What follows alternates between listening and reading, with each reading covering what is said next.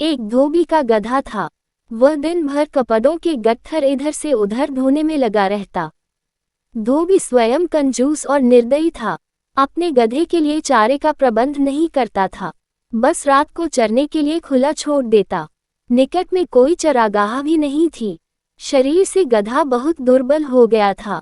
एक रात उस गधे की मुलाकात एक गीदड़ से हुई।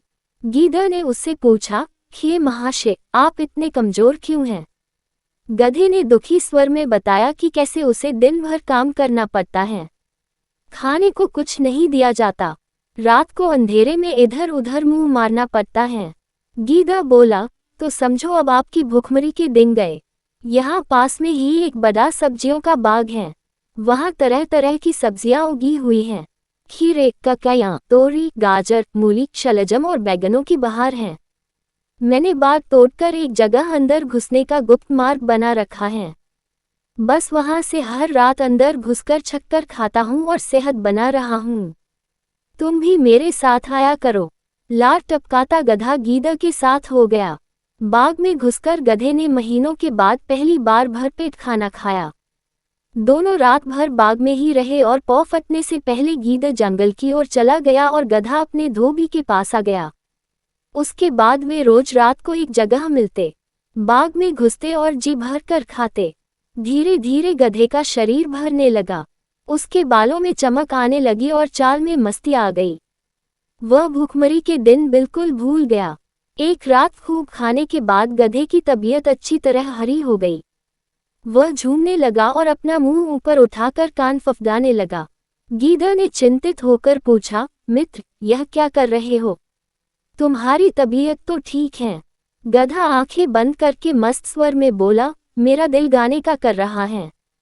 अच्छा भोजन करने के बाद गाना चाहिए। सोच रहा हूँ कि ढांचू राग गाऊं। गीदड़ ने तुरंत चेतावनी दी, न, ऐसा न करना गधे भाई। गाने वाने का चक्कर मत चलाओ। यह मत भूलो कि हम दोनों यहाँ चोरी कर रहे हैं। मुसीबत को न्योता मत दो। गधे ने टेढ़ी नजर से गीदड़ को देखा और बोला, गीदड़ भाई, तुम जंगली के जंगली रहे। संगीत के बारे में तुम क्या जानो? गीदड़ ने हाथ जोड़े, मैं संगीत के बारे में कुछ नहीं जानता, केवल अपनी जान बचाना जानता हूँ। तुम अपना बेसुरा राग लापने की जिद छोड़ो, उसी में हम दोनों की भलाई है। गधे ने गीदड़ की बात का बुरा मानकर हवा में दुलत्ती चलाए और शिकायत करने लगा, तुमने मेरे राग को बेसुरा कहकर मेरी बेइज्जती की है। हम गधे शुद्ध शास्त्रीय लय में रेंगते हैं, वह मूर्खों की समझ में नहीं आ सकता। गीदड़ बोला, गधे भाई, मैं मूर्ख जंगली सही, पर एक मित्र के नाते मेरी सलाह मानो।